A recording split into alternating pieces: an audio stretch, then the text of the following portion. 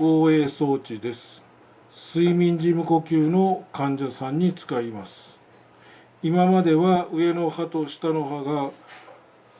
くっついた状態だったので非常に違和感もあり使うことができない患者さんがたくさんいましたが、この装置を使って皆さん快適だと言っています。どのような動きをするかというと、こういうふうに非常にスムーズに前後左右に動きます。だから関節の負担もなく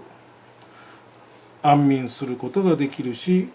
睡眠時無呼吸の予防にもなります。